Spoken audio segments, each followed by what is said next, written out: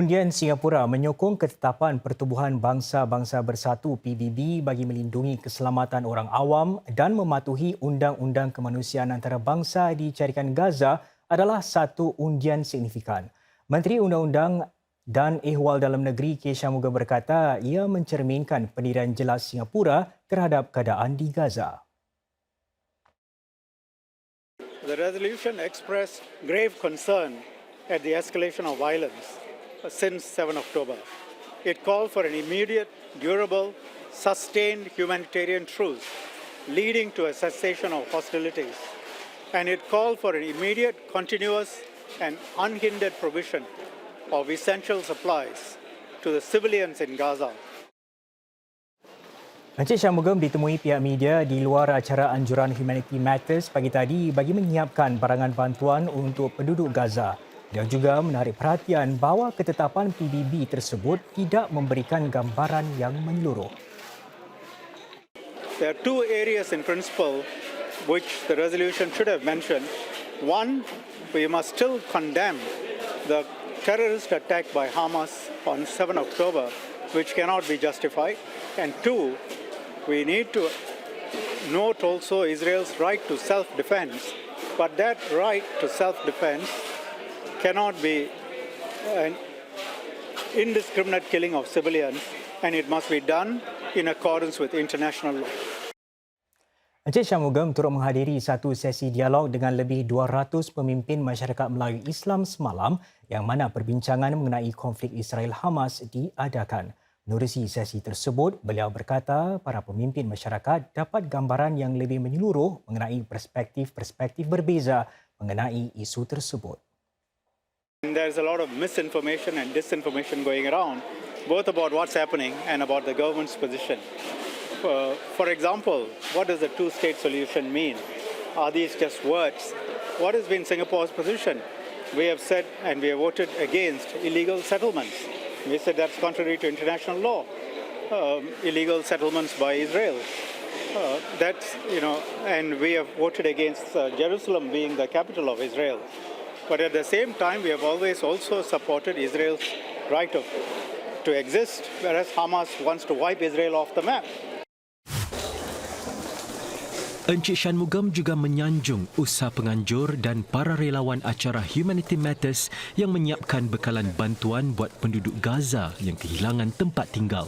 Beliau berkata usaha ini mencerminkan keinginan dan kesediaan rakyat Singapura untuk tampil ke hadapan apabila melihat orang lain yang memerlukan bantuan keperluan asas. Lebih 100 relawan dari lebih 10 badan silang agama turun padang untuk membungkus lebih 8 tan bekalan bantuan. Ia termasuk 10,000 pek cecair IV, 5,000 jeriken air bersih, ubat-ubatan dan vitamin. Bekalan bantuan bernilai sekitar $215,000 ini akan dihantarkan ke Gaza lusa.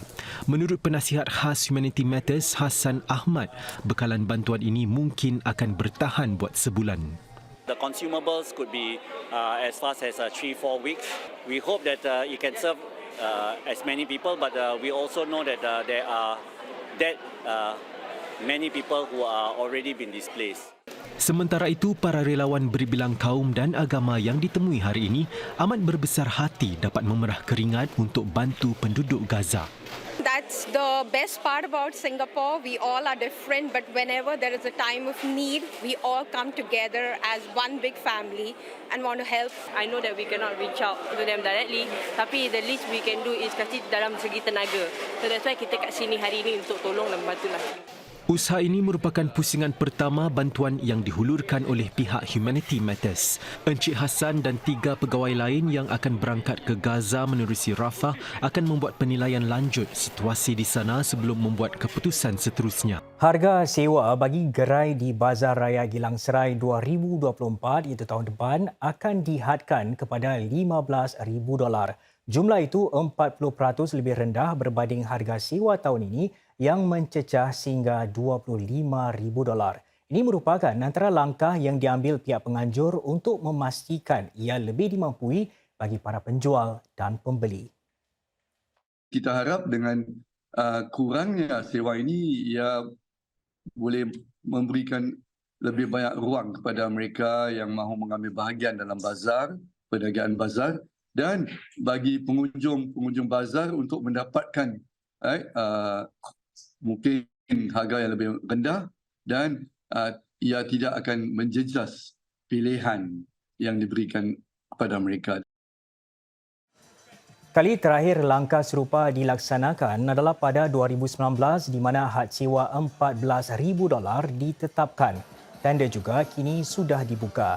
Menurut laman portal perniagaan elektronik pemerintah GBs, tender akan ditutup pada 4 petang 23 November ini. Dr. Faisal juga berkongsi bahawa skala bazar tahun hadapan akan lebih kecil disebabkan kerja-kerja peningkatan di kawasan itu. Ianya juga terhad kepada kawasan pekarangan WGS sahaja. Memandangkan skala bazar tahun hadapan lebih kecil daripada tahun ini kerana kerja-kerja usaha peningkatan jalur budaya Gilang Serai yang termasuk UCHAT sedang dijalankan.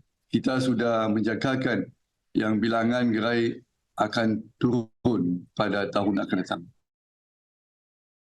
Menteri Kesihatan Ong Ye Kung menekankan betapa pentingnya peranan pertubuhan-pertubuhan sosial dalam membantu warga emas menua dengan lebih baik.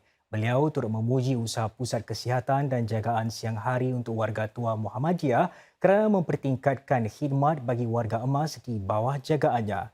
Pusat itu juga akan menyediakan lebih banyak bantuan bagi mereka yang mengalami demensia.